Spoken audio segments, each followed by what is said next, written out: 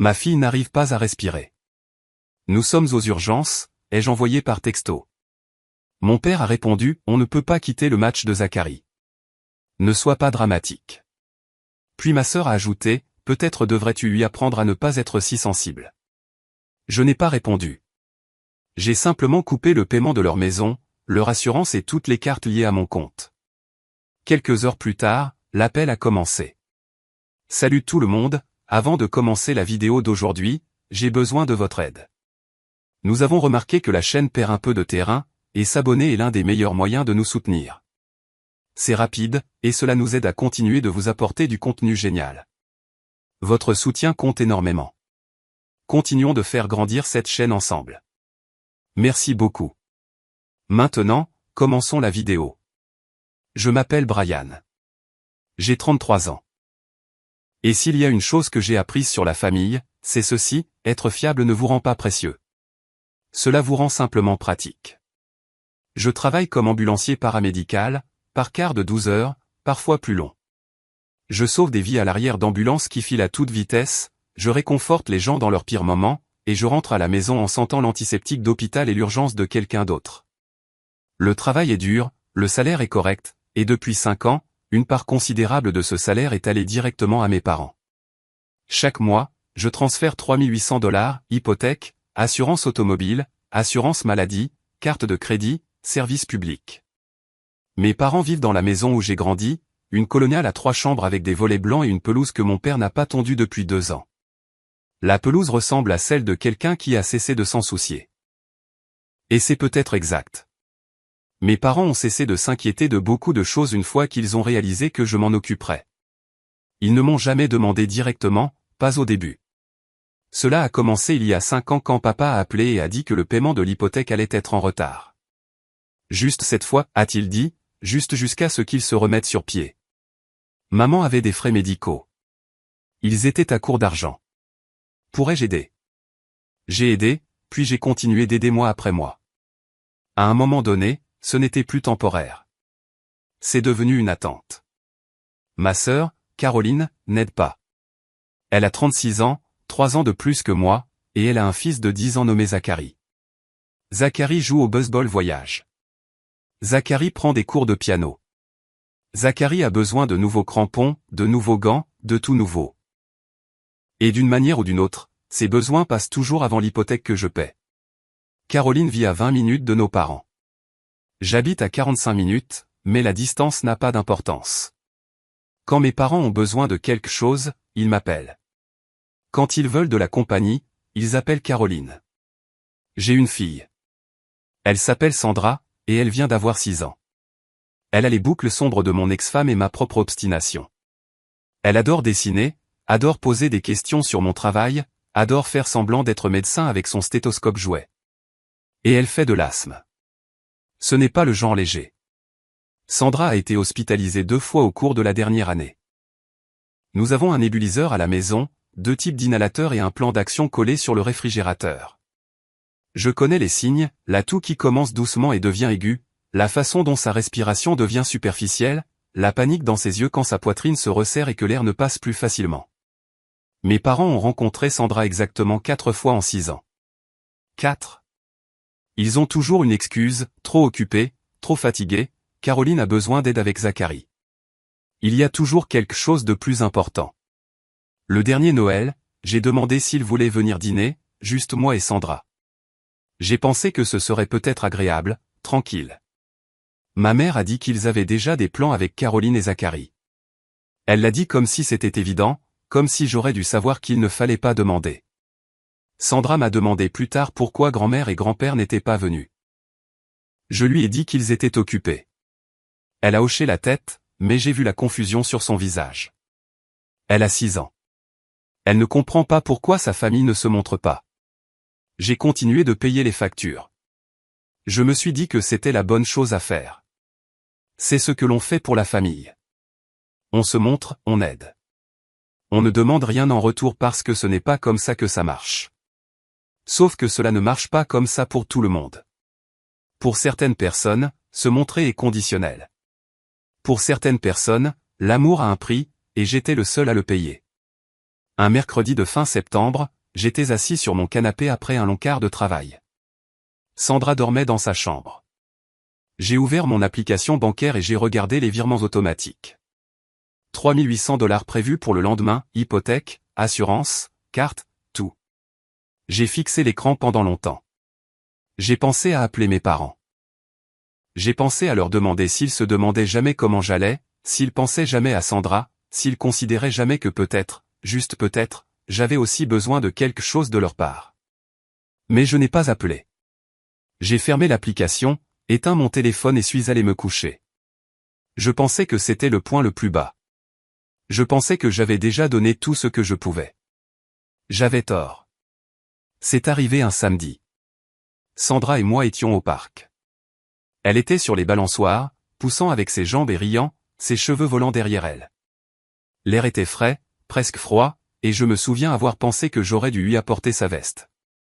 Puis elle a commencé à tousser. Au début, ce n'était que quelques toux, rien d'inhabituel.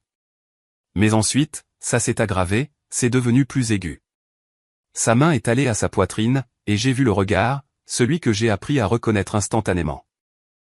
J'étais descendu du banc et je courais avant qu'elle ne puisse m'appeler. Son inhalateur était dans la voiture. Je l'ai attrapé, porté à travers le parking et mis l'inhalateur dans sa main. Elle a pris 2 bouffées, puis 2 de plus, mais sa respiration ne s'est pas améliorée. C'est devenu plus serré. Elle a commencé à siffler, un son aigu qui m'a retourné l'estomac. Je suis ambulancier paramédical. Je sais exactement ce que cela signifie. Je l'ai attachée dans son siège auto et j'ai conduit jusqu'à la salle d'urgence. Mes mains étaient stables sur le volant, mais mon cœur battait la chamade. Sandra pleurait, haletait entre les sanglots, disant qu'elle ne pouvait pas respirer. J'ai gardé ma voix calme, je n'ai cessé de lui dire que ça allait aller, que nous y étions presque. Le personnel des urgences l'a prise immédiatement. Ils l'ont mise sous oxygène, ont commencé un traitement respiratoire, et en 20 minutes, elle était stable. Pas bien, mais stable. Ses niveaux d'oxygène étaient bas. Il voulait la garder en observation. Je me suis assis sur la chaise à côté de son lit et j'ai regardé le moniteur, les chiffres verts qui bipaient, sa petite poitrine se soulevant et s'abaissant sous la couverture de l'hôpital. J'ai sorti mon téléphone. Mes mains tremblaient maintenant, l'adrénaline commençant à s'estomper. J'ai ouvert la conversation de groupe familial. Maman, papa, Caroline, j'ai tapé rapidement. Sandra est aux urgences. Crise d'asthme sévère. Il la garde pour la nuit. Elle est stable maintenant, mais c'était grave. J'ai appuyé sur envoyer. J'ai fixé l'écran, attendant que les points apparaissent. Attendant que quelqu'un dise qu'il était en route. Attendant que ma mère demande quel hôpital. Attendant que mon père dise qu'il serait là dans 20 minutes. Les points sont apparus. Mon père tapait. Nous sommes au match de championnat de baseball de Zachary. Nous ne pouvons pas partir. Je suis sûr qu'elle ira bien. Ne sois pas si dramatique. Je l'ai lu 2 fois, 3 fois. J'ai senti quelque chose de froid s'installer dans ma poitrine. Puis Caroline a répondu, honnêtement, Brian, si seulement tu lui apprenais à ne pas être si sensible à la moindre petite chose, cela n'arriverait pas si souvent. Les enfants s'énervent quand les parents paniquent. Je dis ça, je dis rien. Je suis resté assis, tenant mon téléphone. Sandra était à 6 pieds de moi, masque à oxygène sur le visage, moniteur qui bipait, intraveineuse dans son petit bras. Et ma famille me disait de ne pas être dramatique. J'ai regardé Sandra. Ses yeux étaient fermés maintenant, sa respiration plus facile grâce aux médicaments. Elle avait l'air si petite dans ce lit d'hôpital, si fragile. J'ai regardé mon téléphone. Ma mère n'avait pas répondu. Elle avait vu les messages, je pouvais voir les accusés de lecture, mais elle n'avait rien dit. J'ai fermé la conversation de groupe. J'ai ouvert mon application bancaire. Mes mains tremblaient toujours, mais plus de peur. Je suis allé à l'écran de paiement automatique. Hypothèque, 3 paiements programmés, 1200 $ chacun. Je les ai annulés, tous. Puis je suis allé aux polices d'assurance, assurance automobile pour les 2, assurance maladie. J'ai retiré mon autorisation de paiement. J'ai retiré ma carte de leur compte. Ensuite, les cartes de crédit, 4 cartes liées à mon compte. J'ai appelé la ligne antifraude. Je leur ai dit que les cartes étaient utilisées sans ma permission. J'ai demandé une fermeture immédiate. Cela a pris 15 minutes. 15 minutes pour démanteler 5 ans de soutien silencieux. Je ne leur ai pas envoyé de texto. Je n'ai pas appelé. Je n'ai pas expliqué. J'ai simplement éteint mon téléphone, l'ai mis dans ma poche et me suis rassis à côté de ma fille. La pièce était calme à part le bip des moniteurs et le sifflement doux de l'oxygène. J'ai tenu la main de Sandra. Ses doigts étaient chauds. Je ne me suis pas senti coupable. Je ne me suis pas senti en colère. Je n'ai rien ressenti du tout. Sandra a dormi presque toute la nuit. Pas moi. Je suis resté assis sur la chaise à côté de son lit et j'ai regardé les moniteurs. Chaque fois que son taux d'oxygène baissait, je me tendais. Chaque fois qu'une infirmière entrait pour vérifier ses signes vitaux, je posais des questions dont je connaissais déjà les réponses. Je ne pouvais pas m'en empêcher. C'était ma fille. La regarder lutter pour respirer était la pire chose que j'ai jamais vécue. Et j'ai vu beaucoup de choses terribles dans mon travail. Vers 3 heures du matin, une infirmière m'a apporté une couverture et un oreiller. Elle n'a pas demandé si j'allais bien. Elle les a simplement posés sur la chaise et m'a fait un petit signe de tête. Je pense qu'elle a compris. Je ne les ai pas utilisés. Je suis resté assis là à regarder Sandra, rejouant le texto dans ma tête, ne sois pas si dramatique. Peut-être si tu lui apprenais à ne pas être si sensible. Ces mots continuaient de tourner. J'essayais sans cesse de trouver un autre sens en eux, une façon de les interpréter qui ne ressemblait pas à un abandon. Mais je ne pouvais pas. Ma fille était à l'hôpital, et ma famille a choisi un match de baseball. J'ai pensé à toutes les fois où je m'étais montré pour eux, chaque anniversaire, chaque jour férié, chaque fois qu'ils avaient besoin d'argent, besoin d'aide, besoin de quelqu'un pour réparer quelque chose ou payer quelque chose ou juste être là. J'ai pensé aux 5 dernières années de virement, aux paiements hypothécaires qui ont empêché la saisie de leur maison, aux primes d'assurance qui les ont couverts, aux factures de carte de crédit que j'ai payées sans question. J'ai pensé aux 4 fois où ils avaient rencontré Sandra. 4 fois en 6 ans. Et ce soir, quand elle avait besoin d'eux, quand j'avais besoin d'eux, ils ne pouvaient même pas envoyer un texto qui comptait. J'ai sorti mon téléphone et les rallumé. 63 notifications, textos, appels, messages vocaux. Je n'en ai ouvert aucun. J'ai juste regardé l'écran de verrouillage. Les chiffres ne cessaient d'augmenter. Sandra s'est agitée vers 6 heures du matin. Elle a ouvert les yeux, a cligné des yeux dans la pièce inconnue, puis m'a vu. Papa. Sa voix était petite, fatiguée. Et, ma puce. Je suis juste là. Elle a cherché ma main. Je l'ai prise, serrant doucement. Est-ce que je vais bien? Tu vas bien. Les médecins prennent bien soin de toi. Tu vas très bien t'en sortir. Elle a hoché la tête, ses yeux se fermant déjà à nouveau. Le médicament la rendait somnolente. Elle s'est rendormie, sa main toujours dans la mienne. J'ai regardé mon téléphone à nouveau. 81 notifications maintenant. J'ai pensé à mes parents se réveillant ce matin. J'ai pensé à eux essayant d'utiliser leur carte de crédit et se faisant refuser. J'ai pensé aux paiements hypothécaires qui rebondissaient. J'ai pensé aux avis d'annulation d'assurance qui arrivaient dans leur courriel. J'ai pensé à Caroline vérifiant son téléphone et réalisant que quelque chose s'était très mal passé. J'ai imaginé la panique, la confusion, la colère, et je n'ai rien ressenti. C'était la partie la plus étrange. Je m'attendais à me sentir coupable. Je m'attendais à ressentir une sorte de regret ou de doute. Mais je n'ai pas. Je me suis juste senti fatigué. Fatigué d'être le seul à se montrer. Fatigué d'être invisible jusqu'à ce qu'ils aient besoin d'argent. Fatigué de prétendre que c'était normal. Un médecin est entré vers 7h30. Elle a vérifié les signes vitaux de Sandra, a regardé son dossier et m'a dit qu'il voulait la garder jusqu'à au moins midi pour observation. Si son niveau restait stable, nous pourrions rentrer à la maison. Je l'ai remerciée. Elle est partie. J'ai éteint mon téléphone à nouveau et je l'ai rangé. Pour la première fois en 5 ans, je ne pensais pas à mes parents. Je ne pensais pas à leurs factures ou à leurs problèmes ou à leurs besoins. Je pensais seulement à Sandra, et ça, c'était juste. Ils ont libéré Sandra à 13h. Ses niveaux d'oxygène étaient stables. Sa respiration était claire.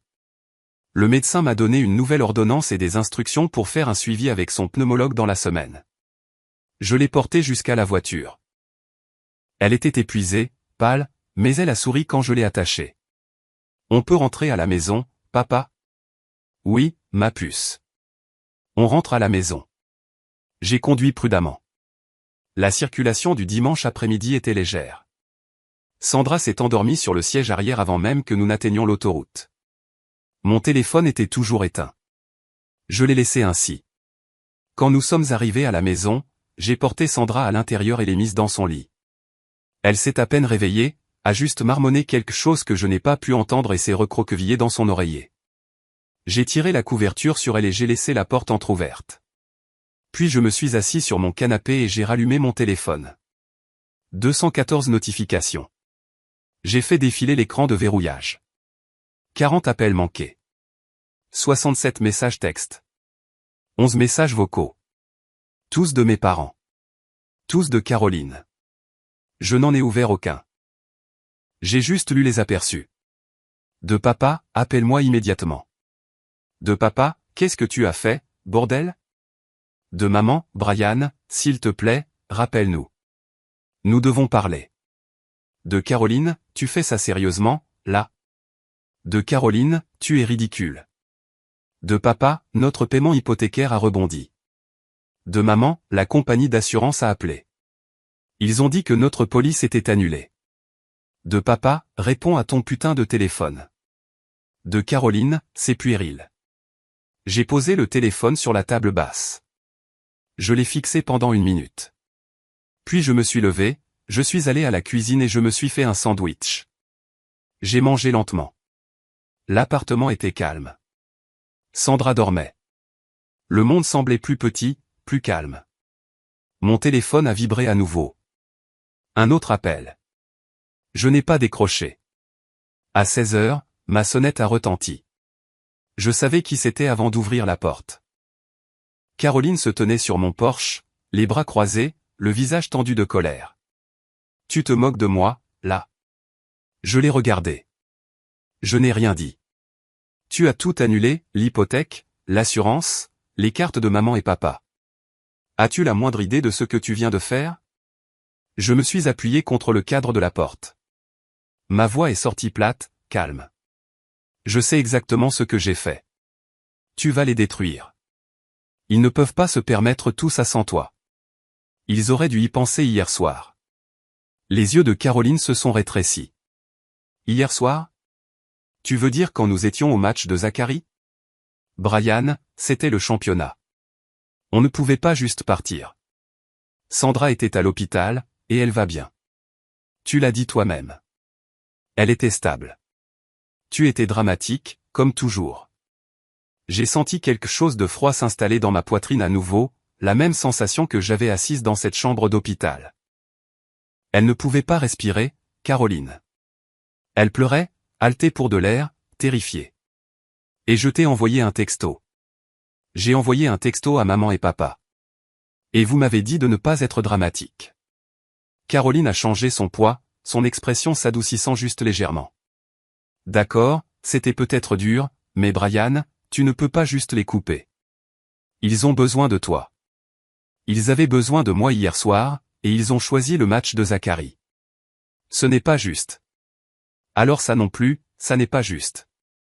J'ai reculé et j'ai fermé la porte. Caroline a frappé. Elle a appelé mon nom. Elle a frappé à nouveau, plus fort. Je me suis éloigné. Je suis allé dans la chambre de Sandra et je me suis assis par terre à côté de son lit. Elle dormait toujours, sa respiration régulière et douce. Je suis resté là jusqu'à ce que Caroline arrête de frapper et parte. Caroline est partie, mais les appels n'ont pas cessé. À 19 heures, mon père a appelé. J'ai laissé sonner. Il a rappelé encore et encore. Au 4e appel, j'ai répondu. Quoi?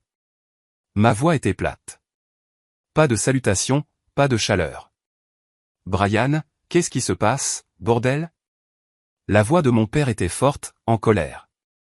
Je pouvais entendre ma mère en arrière-plan dire quelque chose que je ne pouvais pas distinguer. Je pense que tu sais. Notre hypothèque a rebondi. La banque a appelé. Nous avons des frais, des pénalités de retard, et l'assurance.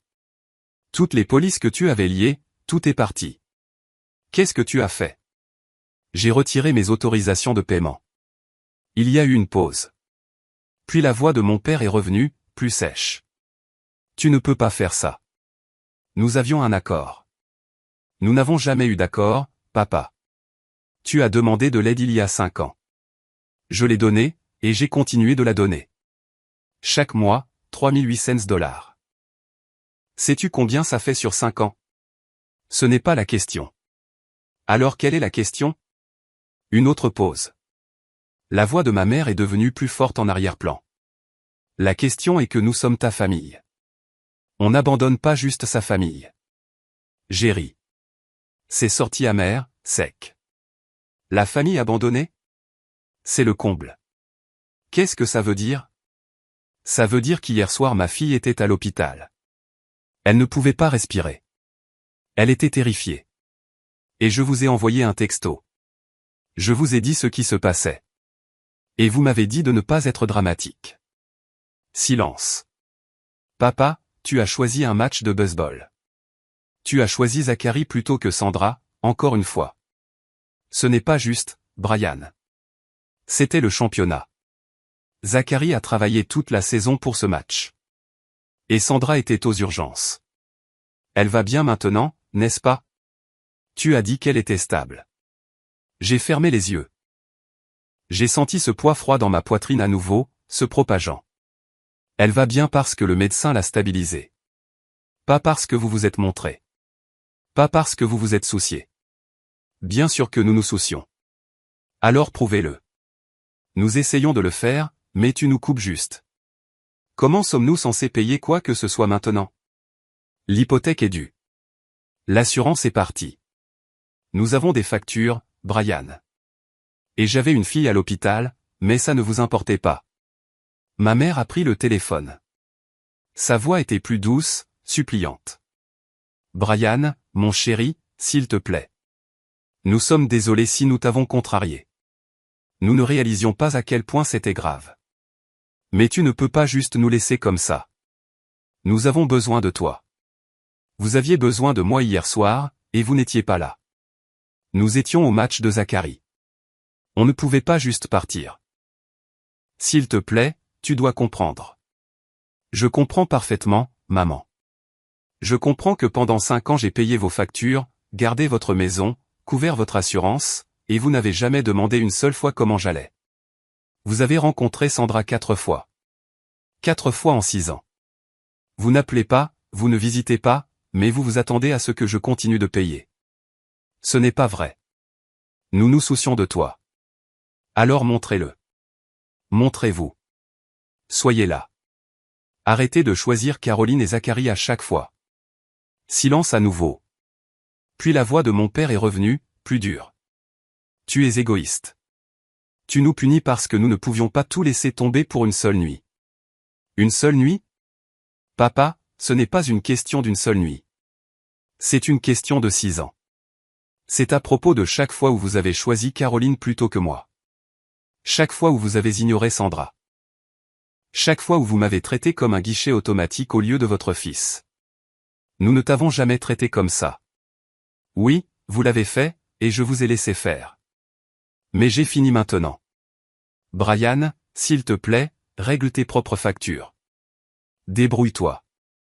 Je ne suis plus ton plan de secours. J'ai raccroché. Mes mains tremblaient.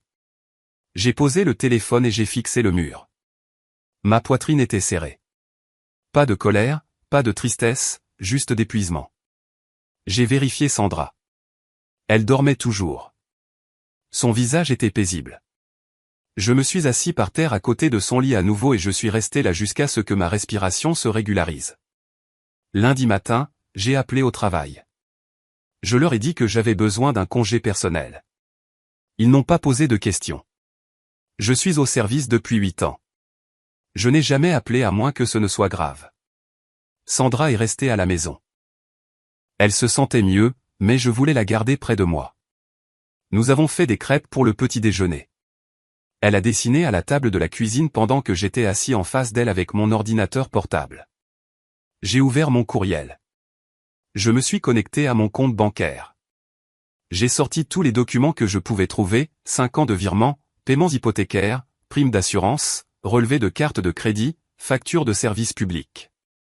J'ai sauvegardé chaque reçu, chaque courriel de confirmation, chaque relevé bancaire. J'ai créé un tableur, date, montant, catégorie. J'ai tout additionné. 57 000 $. J'ai fixé le chiffre. 57 000 sur 5 ans. J'avais payé 57 000 pour une famille qui ne pouvait pas se montrer quand ma fille était à l'hôpital. J'ai tout imprimé. Chaque relevé, chaque courriel, chaque enregistrement de virement. La pile de papier faisait 3 pouces d'épaisseur. Puis j'ai écrit une lettre. Je ne l'ai pas écrite pour eux. Je l'ai écrite pour moi, pour donner un sens à ce que je ressentais, pour documenter le modèle, pour tout voir exposé en termes clairs et simples.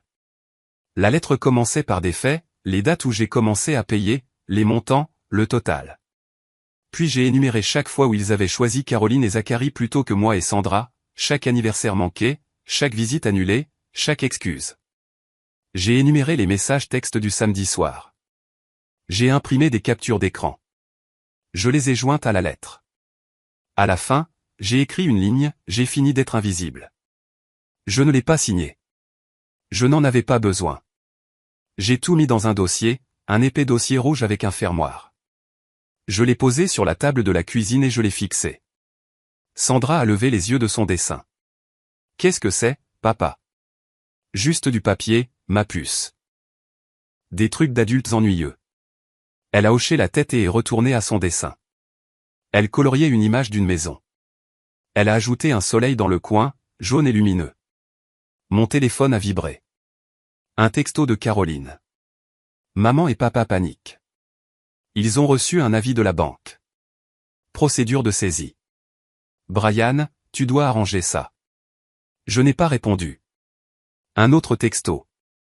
Ce n'est pas seulement à propos d'eux. C'est à propos de nous tous. Tu déchires cette famille. J'ai posé le téléphone. Une autre vibration. Pense au moins à Zachary. Il ne mérite pas ça. J'ai pris le téléphone. J'ai tapé une seule ligne en réponse. Sandra ne méritait pas samedi soir. J'ai appuyé sur envoyer. Puis j'ai bloqué le numéro de Caroline. J'ai bloqué mes parents aussi. Tous les 3. Plus d'appels, plus de textos, plus de messages vocaux. L'appartement était calme. Sandra fredonnait doucement en coloriant. Le son était apaisant. J'ai regardé le dossier rouge à nouveau. J'ai pensé à l'envoyer par la poste. J'ai pensé à conduire jusqu'à leur maison et à le laisser sur le porche. J'ai pensé à beaucoup de choses, mais au final, je n'ai rien fait. Le dossier est resté sur ma table de cuisine. Les documents sont restés à l'intérieur. Ils n'avaient pas besoin de les voir. Je connaissais déjà la vérité. C'était suffisant. À midi, j'ai préparé le déjeuner, sandwich au fromage grillé et soupe à la tomate. Sandra a mangé la moitié de son sandwich et a demandé si elle pouvait regarder un film. J'ai dit oui. Nous nous sommes blottis ensemble sur le canapé, son petit corps niché contre mon flanc, et nous avons regardé un film d'animation sur une fille qui sauvait son village. Sandra s'est endormie à mi-chemin. J'ai éteint la télévision et je suis resté assis là à la tenir. Mon téléphone est resté silencieux. Plus de notifications, plus de vibrations, juste le calme. J'ai pensé aux 5 dernières années. J'ai pensé à toutes les fois où je m'étais convaincu que les aider était la bonne chose à faire, que c'était noble, que c'était ce que la famille signifiait. Mais la famille n'est pas censée être à sens unique. La famille n'est pas censée vous faire sentir invisible. J'ai regardé Sandra. Sa respiration était régulière. Son visage était calme. Elle était ma famille. Elle était la seule qui comptait. Et j'avais fini de la sacrifier pour des gens qui ne se montreraient même pas.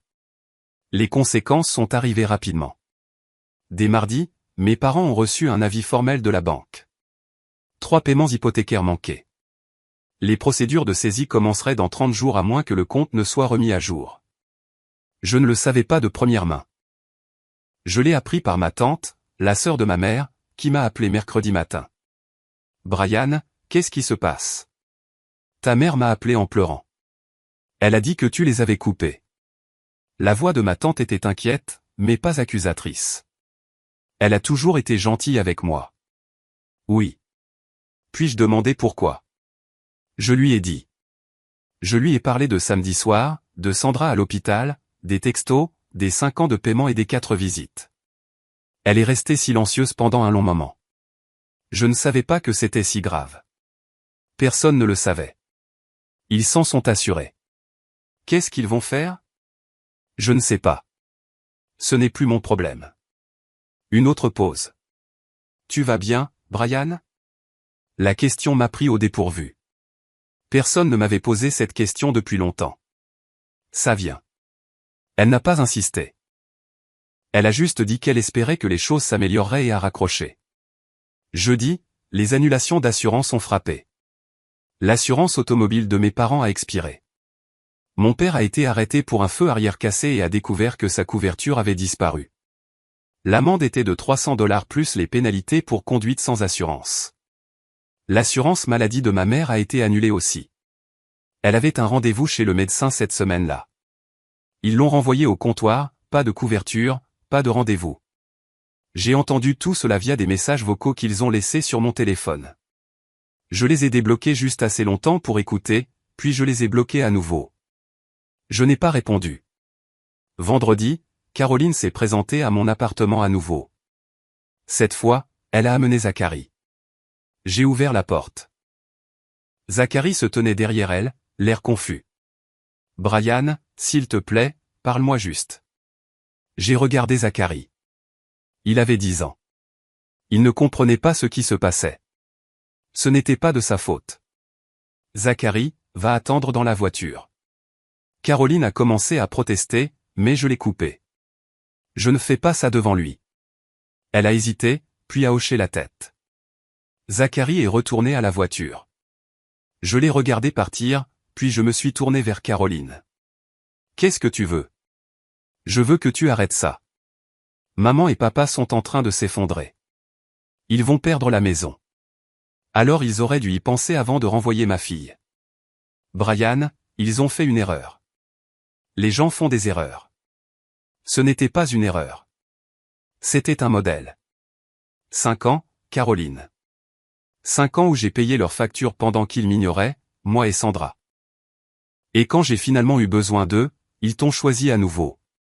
Le visage de Caroline s'est tendu. Ce n'est pas juste. Ils t'aiment.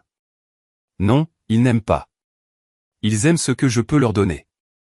Il y a une différence. Tu es cruel. Je suis honnête. Elle m'a fixé, les yeux humides. Qu'est-ce que tu attends d'eux? Des excuses? Bien.